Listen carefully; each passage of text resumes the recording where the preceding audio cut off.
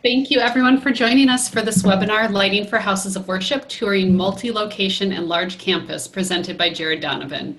My name is Laura Lawrence and I'm the Global Marketing Director at HARMAN. Just a few things before we get started. Everyone on the call is muted to keep down noise levels during the webinar. However, there is a Q&A function where you can submit questions to the presenter and they'll try to answer as many questions as possible at the end. This webinar will also be recorded and the link will be made available a few days after the presentation. We do have a number of other webinars taking place over the next few months for audio, lighting, video, and control, and we'd like to encourage you to take a look at the different webinars in our Learning Session workshop series on pro.harman.com. We're adding new sessions daily, and right now we have over 20 sessions scheduled for September and October, so watch for those on the calendar. And now I'd like to introduce you to Jarrad Donovan, the presenter for today's webinar. Jarrad J.D. Donovan has been in the lighting industry since 2008, working as a lighting technician, designer, and operator. He has worked extensively with Hillsong Church in Australia, in addition to international projects such as Eurovision Australia Decides, World's Got Talent, and various other events. And now I'll pass it over to you, Jarrad. Well, thanks for joining us. Really appreciate you guys could be here and listen to some of the things I've got to say. I guess we'll hit off some questions from Nathan, and then anything you got along the way, just throw it in the Q&A and we'll answer it as we go along.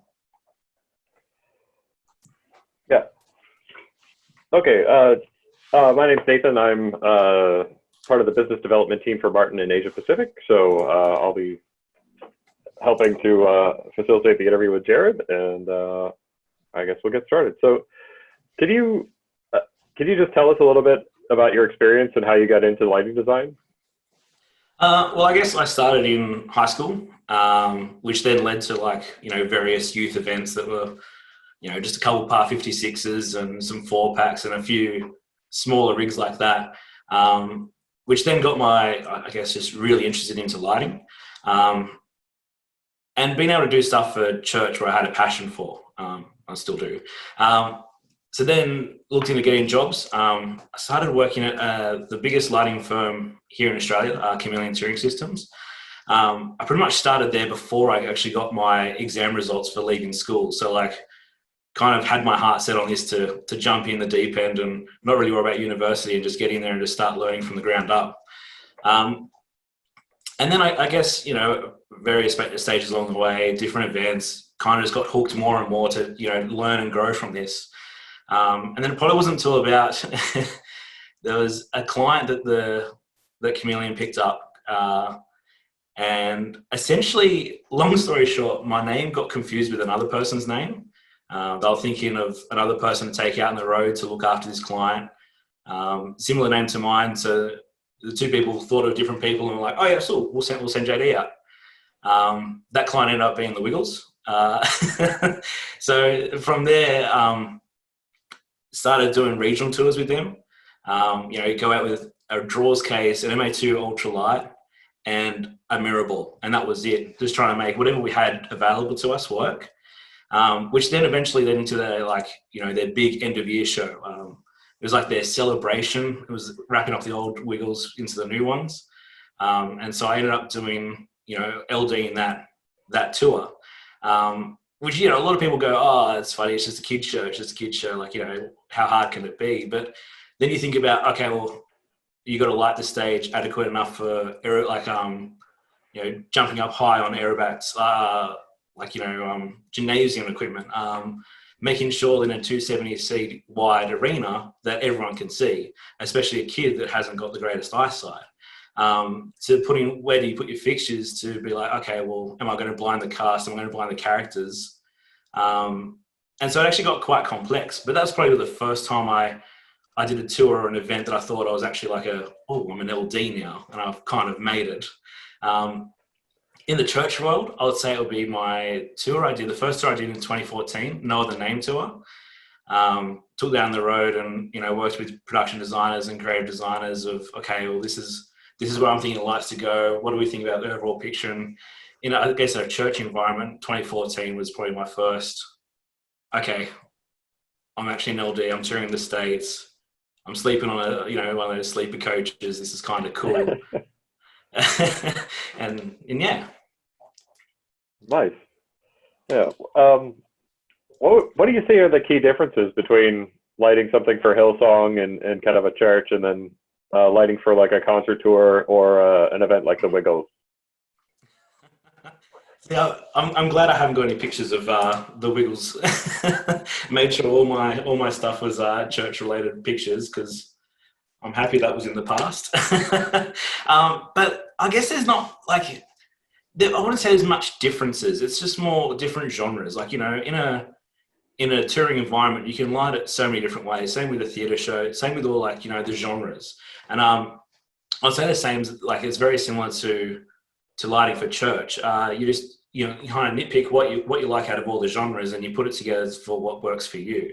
And it also depends on what you prioritize. We prioritize heavily on making sure the stage wash is flat and even, and there's no like if the pastor's walking stage left to stage right, there's no deflections in there that will cause distraction.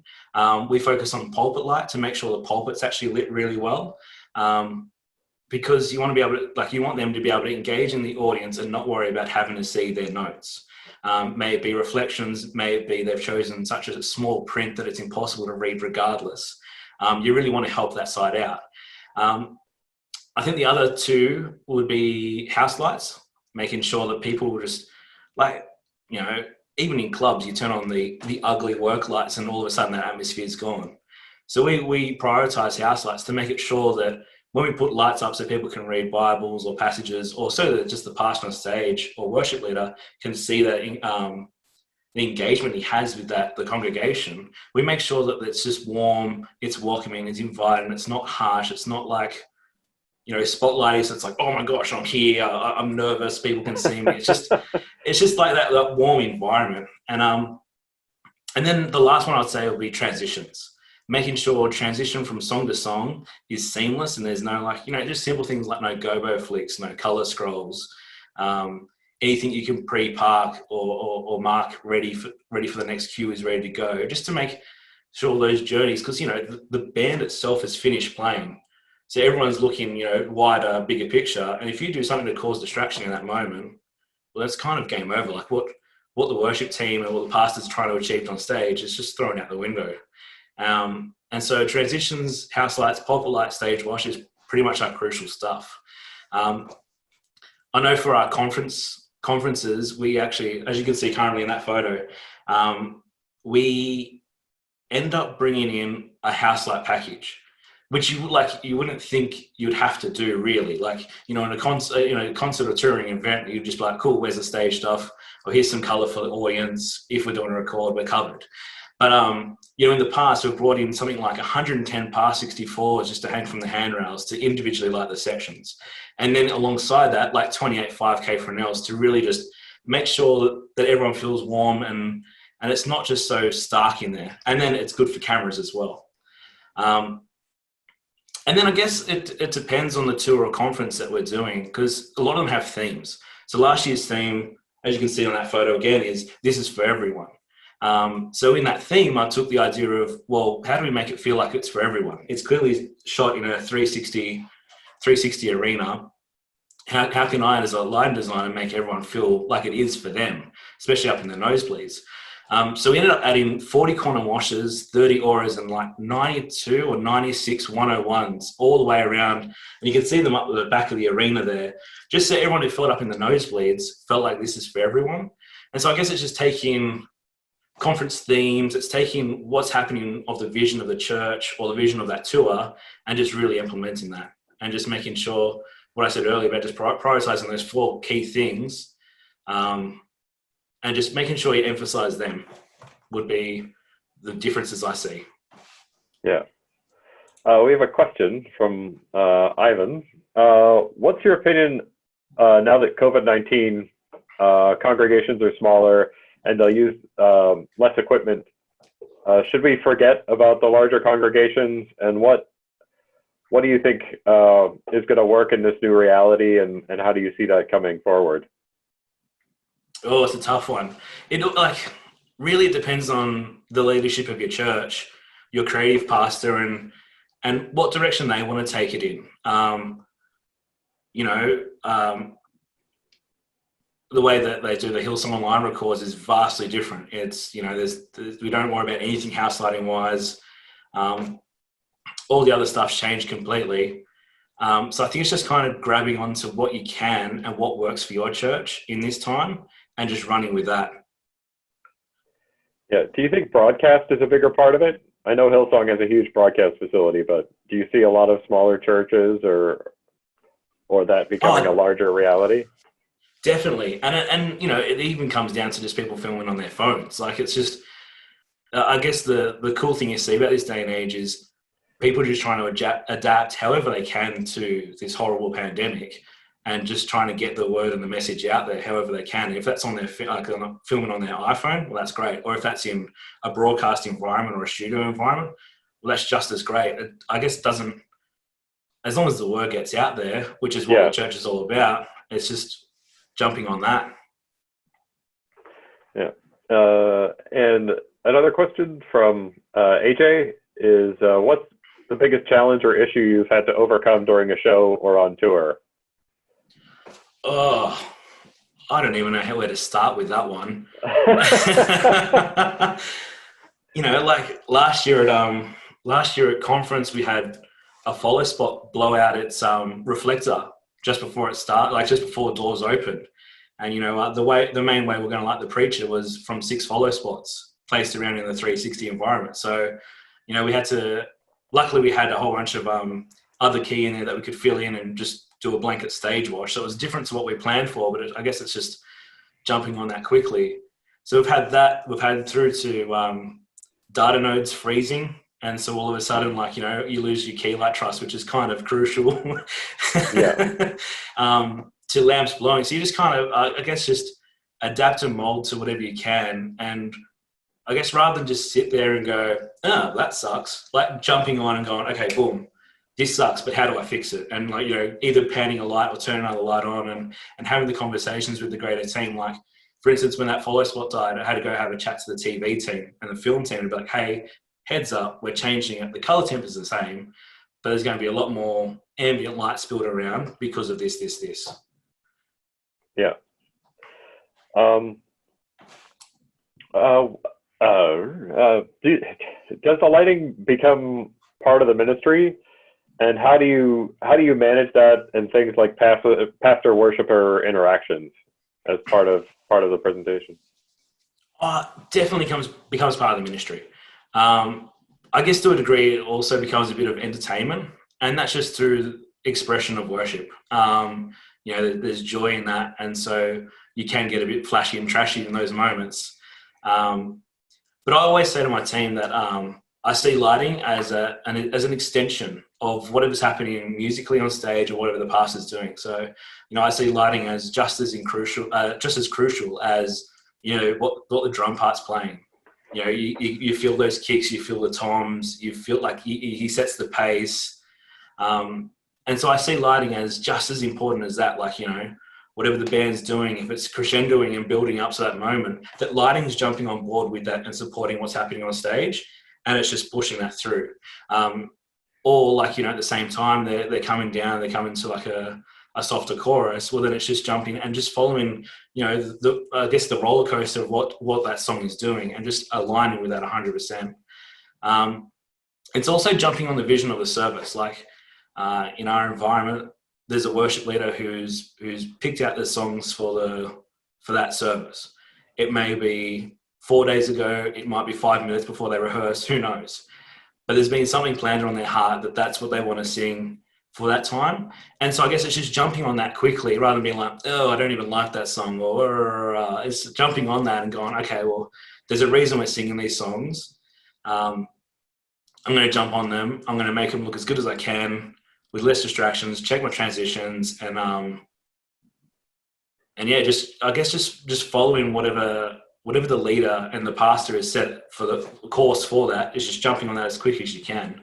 I guess there's also, like, and this is a key thing for lighting, is just shaping the atmosphere. Like, you know, we could easily break the atmosphere and of what's happening in that place by just either rushing things too quickly, not thinking about how the room feels, or just trying to be a bit showboaty, really. And there's a time and a place for that. But yeah, I guess it's just seeing what the service is doing and just reading the service and reading the moments and going, okay, I would love to do this little strobe moment because there's tension there, and I want to emphasize that tension that the band's creating. Or the preacher's on stage. Okay, well, have I gone through what I prioritize? Have I gone through my stage wash? Does that look good? Have we checked that? Have I gone and checked my pulpit? Does that look good? Can I see any reflections? Can I read my notes? I guess, and it's also just, I guess, especially for the pastor interactions, it's just seeing what we do is crucial. And what I've been saying about just the prioritizing, what you like, just getting alongside the band and the pastor. And it's also just creating a welcoming environment. A big thing that Hillsong says is welcome home. We love you just how you are. We're just glad you're here. And so if we can create an atmosphere and an environment like that with the lighting role, well, I think we've done our job. No, cool. Can you talk a little bit about the differences between what Hillsong does as a church and like something else like concert touring? And I think we had talked a little bit about the aspect that there's a volunteer crew. So how does that change the way things work, church versus concert touring? Well, I guess it depends on what area, because like with church, we've got a lot of areas. So we've got our standard Sunday service. We've got conferences that we do. So we do 3 conferences within Hillsong a year. And then we do our touring side. So our touring side is very professional, you could say. It's all hired help, hired hands, and that kind of stuff. But when it comes to our local church and our conferences, there's a lot of volunteers involved. Like, our Hills campus on a standard, 6 p.m. Sunday night service would take something from like 2 lighting volunteers on it. And, one's an assist, one's an operator. The whole service overall would take about 80 to 85 volunteers or, members to run that service. But then you get to a conference and the lighting team is in the, about 20 volunteers, 20 crew within the lighting team itself. The whole team within just the main arena for a Hillsong conference is 150 to 160 people or volunteers, members trying to make that service happen. And then that's just for the main room. There's another 13 areas or locations that are of a smaller scale, but are still trying to achieve a similar thing or achieve a masterclass. So there's, I guess there's a lot of volunteer aspect to that. And then I guess it's just remembering that these people are not being paid to be there. They're not professionals. They're really good at their jobs, but they're chosen to be there. They're not paid to be there. There's a whole difference of that. Once you see the heart of that, where it's like, okay, you've taken a week off work or you've taken a week off studying to come here and serve at a conference. You're not getting paid. You're getting fed, and that's it. Like, okay, well, that's amazing. You're going to treat them a lot differently. Like, you're going to expect high things out of them because that's how we've trained a lot of our volunteers. But at the same time, if a mistake happens, a mistake happens. There's no point getting all caught up in it because at the end of the day, they've sacrificed a lot to be there, which is you just got to be grateful about. Yeah. Do you find that influences how you treat other crews as well? Like, do you take that more of a servant leadership kind of attitude out with you when you go on tour for concerts or something? Oh, definitely. Obviously, there's times where you need to put your foot down because there's expectations of what you want to have as an outcome. But there is nothing wrong with being a decent human being to people. You'll get far more out of them if you build relationships up and build friendships out of them, out of the touring industry, than if you just come in and big note yourself as, oh, I'm the LD and I've toured here and here and rah, rah, rah, rah. You can take that into any application. One thing I like to do after every tour is buy the whole crew a thank you gift, because they've slogged their guts out. They might not be Christian. Who knows what they are? They might be an atheist for all they're caring, but they've come in there day in, day out. They've put their differences aside at the door, obviously we haven't gone in there and Bible belted them either, but like, you know what I mean? They've put their differences in there aside and gone, okay, well, this is what I'm getting paid to do. This is what we go, like, off we go. And there's real respect in that. Like, you know, like, and so you just got to admire that and go, okay, look, we understand that, you know, this isn't your cup of tea, but thank you so much for putting that aside. I guess putting your big boy pants on, getting the job done, and yeah, I guess, yeah, there's just a lot of gratitude you can have for something like that. Nice. Oh, that's cool. I think I think a couple of people actually on the call have volunteered with you. So I think Manny from Menlo in San Jose volunteered and was on the cameras for Hillsong. And it looks like Wendy was also, she's a big fan of yours apparently. So, so nice one. What inspires you creatively for your lighting designs, like outside of church, like art or music, or, you know, where do you find that inspiration? I love music. I'm a drummer myself. I dabble in other instruments, but mainly focus on drumming, which helps a lot with lighting for tempo. Yeah.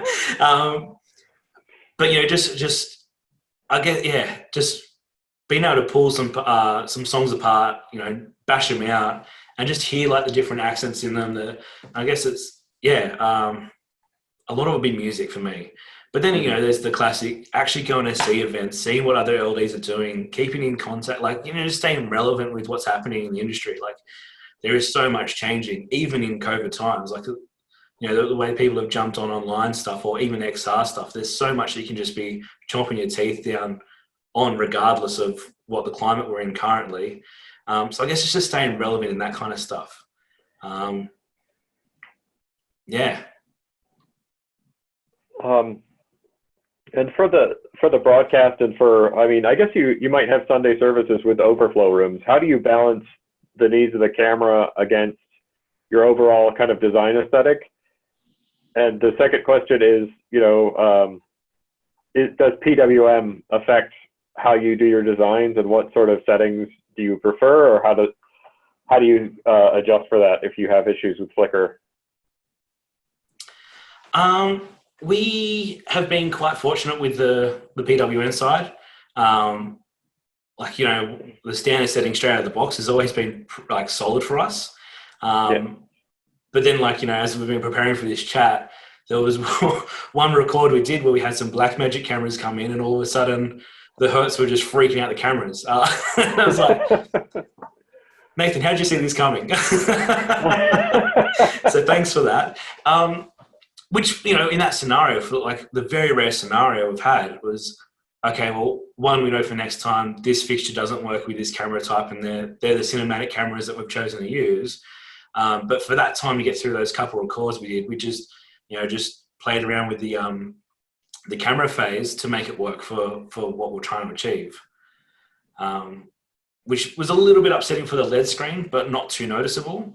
But then we just kind of put it in play of, okay, well, unfortunately for next time with these cinematic cameras, we can't get these fixtures in. But in regards of the rest of the stuff that we do, I've definitely found that if we've had, like, if we think there's some black holes there that look ugly for the room and we fill them, well, then cameras are going to love that kind of stuff. There's a big negotiation we have with, you know, our main video designer and myself about, okay, color temperatures. What are we going to sit at? What looks natural, like what looks good for the eye in the room on a person, and then what looks good on camera to make, you know, just the LED screens pop a little more. So I guess there's a lot of negotiations there. You know, we've done a couple of these conferences now together that we've found our groove and we know where we kind of sit, but there's still that negotiation where it's like, okay, well, maybe we'll just cool it down a little bit more for this one, because one, we have a white stage for it, the LED screens to the floor, it's more of the primary of the picture. So it's all about negotiation. But at the same time, you don't want to walk in there and see someone on stage who's either like orange at like 2800 or like a blue Smurf. Like, so it's just we've definitely found that if it looks good to the eye in the room and looks like, you know, then then we're in a very good starting spot to then have those little talks about, okay, well, we'll shift the color temperature a little bit here, or we'll boost it up a little bit here because, the audience is feeling a little bit dark. Yeah. And you mentioned the LED screens. How do you manage brightness on those, and who gets to control that? Is that the video guys, or do you have a handle on that to black it out so you get a nice bump at the end of a song or something like that? Well, it depends on what environment we're in. Church, that if there's a set in there that requires ArtNet, we can sneakily try and get a bit of an ArtNet control in there. So when we do want to do those synchronized blackouts, we can easily pop that into the timeline and just throw it on a cue. So we're all in sync. When it comes to conferences, it's a similar thing where we run a different media server there, which sometimes in the past we've run through an MA system, so we just all linked it together.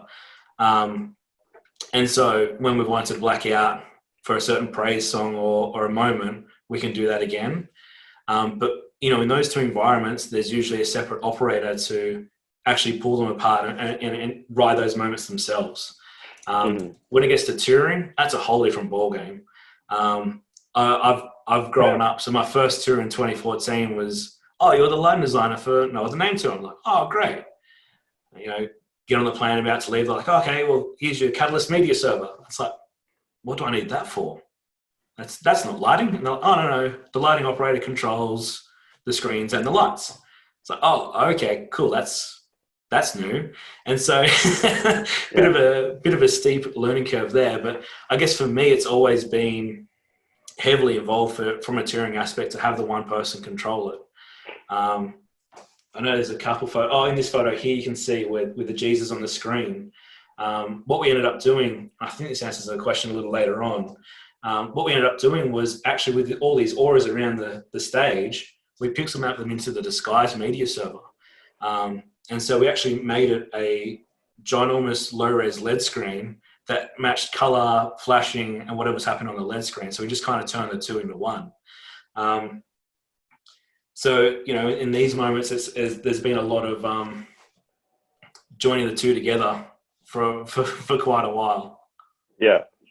And that kind of flows nicely into, how do you see video and lighting in the future? Do you think those two disciplines will converge, or do you see them as kind of staying separate kind of entities in the church? They're together. They're intertwined. I just see them as a visual concept now. Like it's the two of them just play off so strongly that it's it would be silly not to be a same entity, if you know what I mean. Like it's just it's if the two of them play their different roles completely and not intertwine and talk to each other, well then you're trying to achieve two different things. You're trying to achieve two different outcomes. The nice thing about our tours is most of our creative direction and directors for tours decide on the content, and they're content creators themselves. So for the creative outlet of where we're trying to take that song or take that tour, you can easily see because the creative director has made the content. So you're like, okay, cool. This is the color palettes and these are the colors he's thinking for this song. And okay, well this is this moment's actually a little softer with the screen, so let's lighting take a hero moment here. So I guess it's definitely been intertwined for me since 2014. Yeah. Okay, cool. If other people on the call have questions, just feel free to pop them into the chat or into the Q&A function. I've only got a couple of questions left, so if you're thinking of a question and want to know the answer, just feel free to drop it in there. I think we've touched on it a little bit, but what are the things that are unique to House of Worship as a lighting field as opposed to any other sort of event lighting that's out there? Well, I guess it's just thinking about what we're trying to achieve, what our outcome is. If you think about touring, for an example, a lot of the outcome there is they count the dollars they made off the tour and they see that as what's successful. Okay, our tour made X amount, or we got to tour in Asia for the first time. That's successful. A lot of the way we see an event as successful is, okay, how many kids got sponsored? How many salvations were made? I know with our tours, that's how we kind of see the night as successful or not. Is like, okay, we had so many decisions for people to follow Christ. That's an awesome night. That's a win. Okay, yeah, maybe the screen blacked out for these moments, or maybe you had a light blow on you and you couldn't light, the worship leader. But that being said, the outcome of the night was we had 200 or so decisions to follow Christ. It's like, okay, cool. Well, that was a successful night. So I guess it's just seeing that side of it and just seeing, I guess that's the main difference, is just what we're trying to achieve, what we're there to do. I know for lighting in these environments, I'm there to almost not be seen. You know what I mean? Like the biggest thanks you can get is nothing in these environments because no one noticed anything. I know there was a couple of times where we had some of our junior guys on, and the creative pastor for that service would come back and say, "Oh my gosh, lighting was incredible." I was like, "Okay, cool." And a few of the younger people would be like, "How did they do good? What? That can't be right. They're not even that good." And they'll go through and play their show file back and be like, "This isn't even that great. They didn't even flash the lights into the beat, And then you're like, "But what was their transitions like?" "Oh, they were smooth. No one, I didn't notice anything there." Okay, well, maybe he just did something that, sat to that moment, transitions were smooth. He did nothing that actually stood out and made it obvious of, "Oh my gosh, here's some lights." It was, okay, here's our moments. Let's ride them. Let's fall with them. Let's do our transitions. Let's do them smoothly. And then, that's the stuff that people notice and appreciate, but you never get praise for. Yeah. Or thanks for. For sure. Joe is asking, what fixtures do you use, and are they your decision, or is it down to your budget or what shows up at the venue? I definitely start with what I prefer and prioritize. I've got a good working relationship. Well, I like to think I've got a good working relationship with the vendor here. I guess it depends on what our budget ends up being and what I ask for. But then, then there's the negotiations of, okay, well, if this is the gear I want, this is the budget I have, what can we afford? Also, what's available? I'll always know what gear's coming down before we get to the venue. That's just because we do a lot of previews beforehand. So our previews panel, sessions, will run for 3 weeks before the actual conference loads in, which seems like a lot of time. But unfortunately, I don't feel like it's a lot of time when we're actually programming in those 3 weeks. Yeah. A lot of it is that relationship with your vendor about, one, what you can afford, what your dream is, and take it from there. A lot of my go-to fixtures, I love the quantum wash for audience wash, because it's just so blaringly bright that even when you take it wide, it still carries itself. But when it comes to strobes, I've got a love for the JDC one. So I guess but then at the same time, I don't put the JDC one in every circumstance I have, because that at a women's conference is not really appropriate. I'd much rather a smaller niche wash fixture that can kind of hide and be a bit more, I guess, beautiful than a strobe could. So I guess it's just taking what I was saying about the themes of the conference, and if it's a women's or a creative or the Hillsong conference that we do, and just taking that and running with it and seeing what's appropriate and what's not. In the last, I think it was our last Hillsong conference, we had 100 Vipers, 100 Viper profiles throughout the rig, and that was sensational. Previous to that, we've had a mixture of mythos or bits and pieces in there, because that's what's been available. Can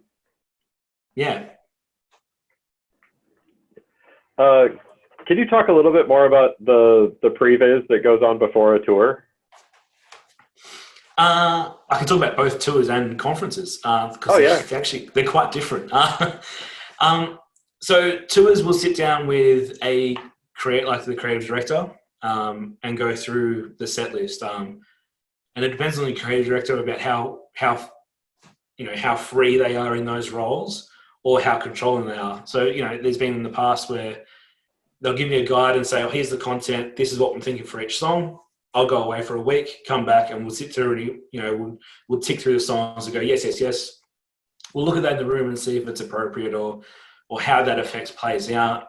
And then, okay, let's change this. That's not what I was quite thinking there. So usually that's about a week and a half process. Conferences is completely different. So it's a 3-week process. A couple of days to set up WYSIWYG. We usually spend about 3 or 4 days programming about 30 to 40 songs. The great thing about our conferences is there's no set list until the band rehearse on stage. So we go through the current set list of, okay, here's approximately 30 to 40 songs of what they might sing. Let's put them in the desk, which really takes up a chunk of your time. But then the other 2 weeks is going through all the items and creative moments and programming them in with creative producers. So that's where you sit alongside with all the creative producers. You translate their ideas into ones and zeros that we understand and implement pretty pictures that they're after. So after the 3 weeks, we'd like to walk out there with all our preset pools ready to go, all our praise and worship songs done, a rough preach look that we can start tweaking in the room, and then all our items, all our creative moments in the console and time coded, ready to go. Yeah. You said the magic word time code. Do you use a lot of time code in the time code? It's a love-hate relationship, old time code, and I feel like that's for everyone.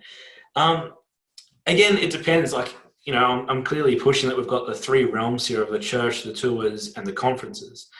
Church, I know we haven't done it at all. Maybe if there's been an item that's required it, we have. But that's just because we like the free flow of it. The band on stage can go anywhere at any time. And so there's no point locking down to, a time code hit of oh, but no, on the track it does it here. It's like, but that's not what the service needs. So I guess it's just really not jumping on it because we want that flexibility. But then you go to conferences and all our items are time coded, and we've started time coding all our praise or the faster songs, because we found that the faster songs are going to be to the track. Maybe they'll reprise the chorus at the end, but usually they're all to the track, and it's the slower songs where we sit down and fill the room and kind of just go with the band and where they're leading to. And then tours, tours is completely different. The last one we did, the There Is More tour, I time coded all the cues for all the sequences for the songs, without flash buttons, temp buttons, and the main playback master, to time coding temp faders for our key lights for all our worship leaders and BVs. Obviously, in these environments for conferences and tours, we definitely have a stop time code macro to save ourselves, in case the drummer misfires a track or whatever, because it's been done. But then also I've got a few temp overrides. So if all of a sudden we're in an instrumental moment, but the worship leader wants to engage, it's like, boom, I can jump on that quickly. So it's given me that the perfection that we're after, but also the freedom that we're after at the same time in that realm. Cool. What's your advice to people looking to get into lighting for house of worship and churches? Ask. We've had so many people just finally build up the courage to ask. And I know I speak for myself, I'm an introvert, and the last thing I want to do is walk up to a scary front of house setup and say, oh, would you like some help? But we've had so many people that have come up and gone, oh, we're keen to help. How can we? And it's like, oh, how long have you wanted to help for? Oh, a couple of years. I just haven't done it. It's like, just jump in there and ask, because, waiting a couple of years, you could already be on a desk operating a service. It's just, I know at Hillsong, we're in 21 countries. We've got 28 locations in Australia. We need volunteers. It's no man's business. So there's always going to be a place to serve. There's always going to be training grounds that we can, that we can find to put you in and to take you in, So we're not throwing you in the deep end as per se, but, we take you through a training. Okay, well, this is where you start in this service and learn from there. I guess it's also showing that you're keen. I know personally someone who's going to show that they're there to learn, to soak up my information, like anything that I can pass on to them that they're keen about and they're just chomping at my heels. I'm going to invest a lot more into them than the person who's like, oh yeah, I'm too busy to come right now. I'm just playing Xbox. It's like, but if you have that person that's on your heels, like, teach me, then you're going to invest a lot more into that person. And I think the other thing is just to stay grounded. There's a lot of ways you can get caught up. I have done some really cool shows and I'm proud to say that, but that's not what makes me as a person. It's like, oh, I got to operate the 6 p.m. service, or, oh, I did lights in Israel. And,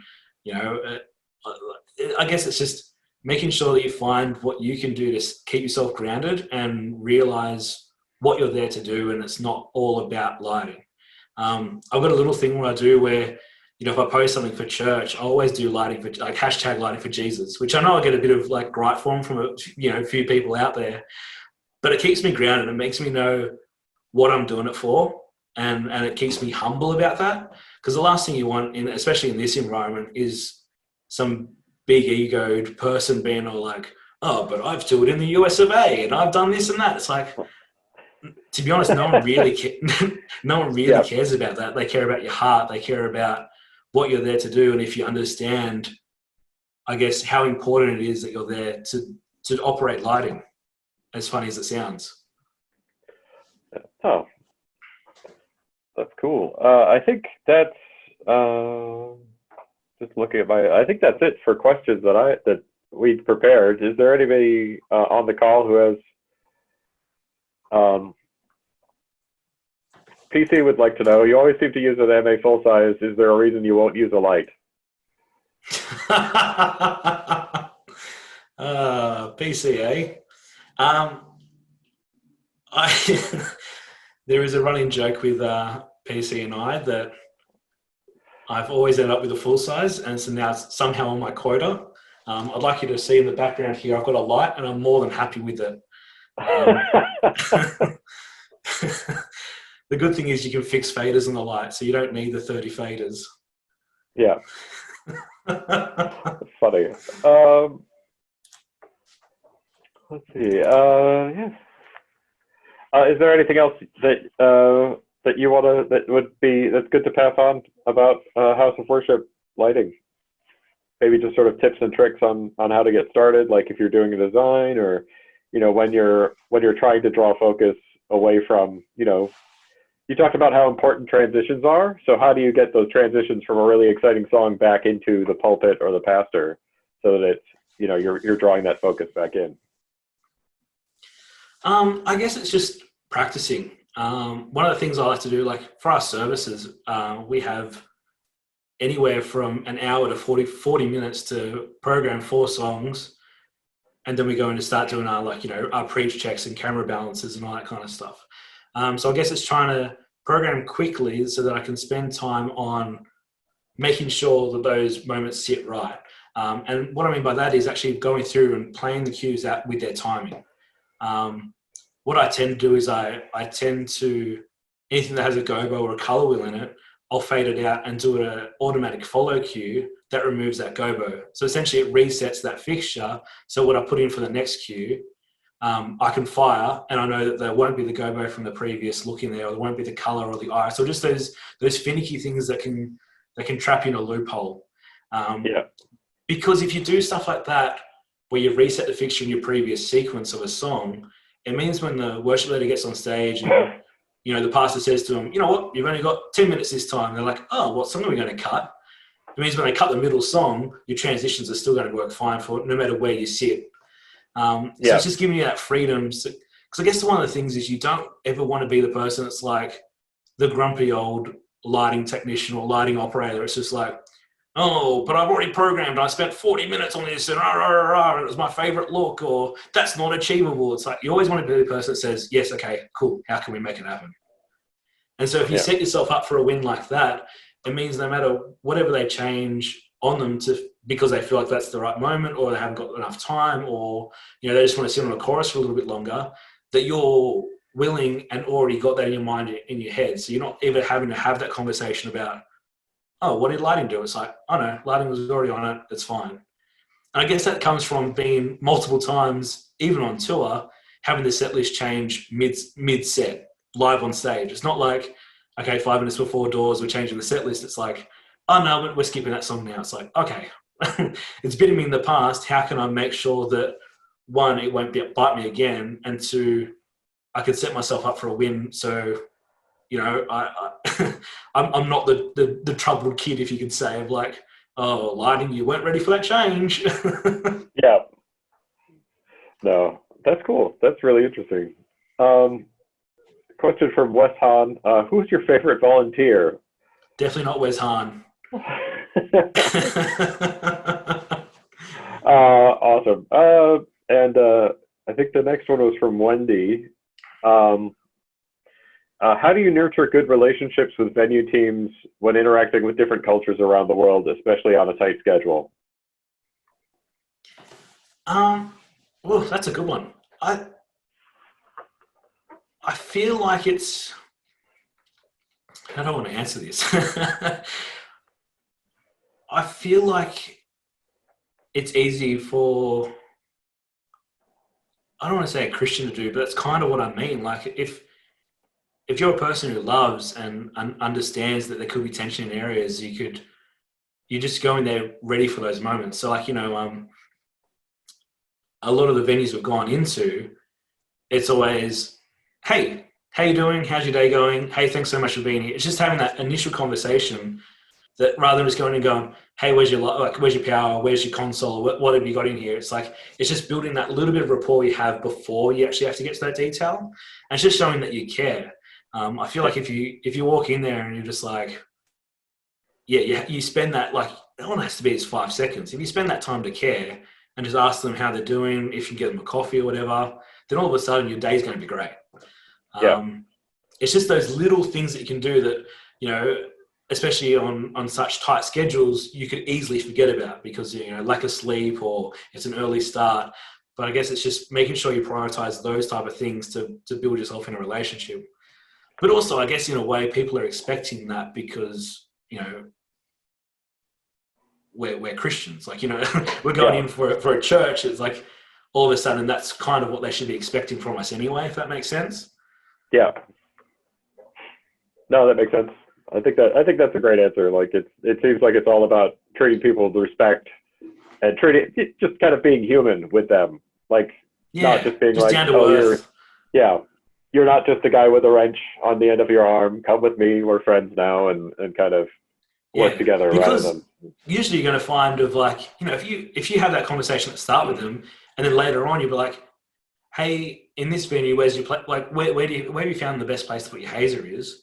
They're going to be like, oh, it's here because of this. So it's like, oh, cool. They're going to set you up for little wins that work for their venue that's specific for them. Like, oh, we need to put a front wash in. Where should we put it? Oh, if you hang it here, you'll get this. It's like, oh, cool. That's really helpful. Thank you for that. So I guess, they'll let you in on, if you're just that little, like if you show them that human decency at the start, all of a sudden later on, you're going to get a few tips and tricks from them that works for their venue that will set you up for a win. Yeah. Nice. How do you approach designing a new song? Oh, depends on the song type. And it also depends on where the song's getting played. I'll write a song very differently at a women's conference than I would at a creative conference. Because, creative, we're trying to push the realm of that, and that's kind of what the focus is. But a women's conference, it needs to be a bit more majestic. It needs to be a bit more laid back, but graceful. That being said, you can easily take what you apply to one of them and just, either intensify or back off to what your application is. I guess because I'm a drummer, I really stick to what the beat's doing and what's happening there and try and lock in with the drummer. One of the songs we've done in the past, there was quite a hectic drum part in it. And so I, just latched on musically to what's happening there. So because that's my base, I guess that's what I latch onto, is just what the band's doing, what the tempo is, and how can I emphasize that and really lock in with that. Yeah. Nice. What do you do for transitions? Do you prefer what timing do you use for your transitions? Are you looking at like 5 seconds, or is there like a set time that you kind of go 7 seconds is my default and that's what looks good 90% of the time? I usually stick with slower songs, a good 8 to 16 seconds. Because some of those moments you don't need a rush. You can kind of just sit in there and just kind of evolve as the musical piece comes to life. But then in other times, like some of the praise songs, it's a 0-second fade. It's just boom, we're into it, and off we go. Yeah. So I guess it depends on, but also that might not work for what your pastor or creative pastor is trying to achieve for that service as well. Like it might be a song that kicks off hard, but you still need to do like a 5-second transition to get into it. So I guess, it depends on your service type, but I haven't found one that is a generic, this will cover all. It's very variable on what the moment is. But for the slower songs, definitely 8 to 16 seconds is where I found a bit of a grace period. Cool. Yeah. How do you feel about the use of Haze? I love Haze. Probably a little too much. Definitely one of those kids at high school that, when we hired a smoke machine, would just like kind of just hold the button and just let it run and then be like, oh my gosh, this looks sick, while everyone's like coughing, having coughing fits. But I do like Haze. I feel like it definitely adds more depth to the stage and brings a lot more personality out of what you're trying to achieve lighting wise. Yeah. But this is all just personal preference. Again, it depends on what your church is trying to achieve and what you can, like, what your creative pastor and pastor is trying to achieve and what they like. I definitely reckon there's a conversation for both sides of what's appropriate and what's not. Yeah. I know for some of the smaller locations or the earlier services, we don't do Haze, and that works, and that's fine. And then, some locations or some services, we turn off the Haze for preach, so it becomes clear, so cameras can see fine. There's no interference there. But when praise and worship kicks off, we fire it up again. So I think it's definitely worth the conversation. But personally, I'm a massive fan. Yeah. Do you? What kind of haze do you use? Are you like a mineral oil, kind of like those diesel hazers from the mid '90s, or are you more of a glycol haze fan? I'm definitely a Haze from the 90s. Give me a DF50 any day of the week. Just let them chug in the corner and they'll be fine. Yeah. I think for our last conference we did, these photos aren't changing much. There's one there. At the last conference we did, I think we had 6 DF50s and 4 smoke machines and fans to try and just get either the option of where we want to push it hard or just enough to just let sit and just kind of have the nice, a nice adequate feeling for the venue. Yeah.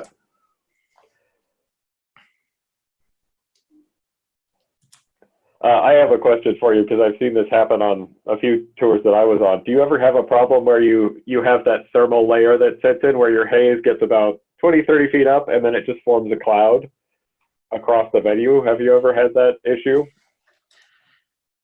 Yeah. Fortunately for me, I've always seemed it to feel like they haven't turned the aircon on yet. So then they turn the aircon on before doors and it kind of resettles itself and it all disperses evenly. Definitely had the arenas where you've brought in what's been more than enough for other arenas and you get in there and it's like, where's all the haze gone? There's nothing in here. What aircon have you got in here? Like, what's going on? Luckily for those moments, we had the MDG, the one, so we just turned on to smoke mode and just filled the room. It was fine. But Haze is like, you need a degree to get that perfect, I feel. Yeah. It's its own Haze should be separated out of lighting and just kind of be its own specialty, where you just do atmospheric effects, like you get a lab coat, you dress like Bill Nye, you know, that kind of stuff. You've got like a wind monitor, and you're like, okay, the precipitation in this room is X, Y, Z. Calculated the humidity, and what we need to do is bring in 20 people to breathe for the next 20 minutes, and this will be okay. Do you have is there a different kind of haze you look for cameras, or is it just whatever you're doing is good for the camera and that's it? I normally stick to the oil crackers, just because they're a little lighter and they're their particle size is a little smaller. But in all our in most of the campuses I attend, it's all a water-based hazer, and that's just because having an oil-based hazer running that in a venue for so long is going to cause you grief with motors and fans and filters and that kind of stuff. So longevity, it makes sense to run a water-based hazer, and you just find a really nice place to hang it and hide it in the corner.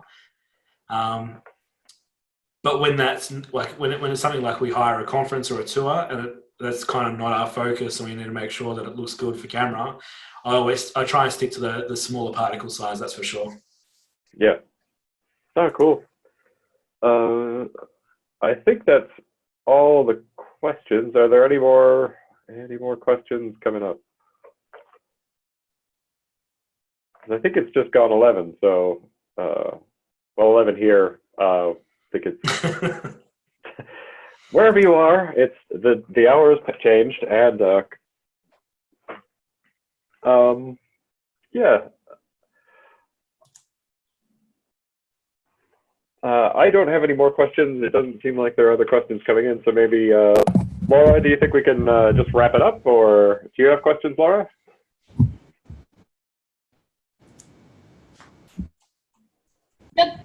Nope, I think we're good to wrap it up.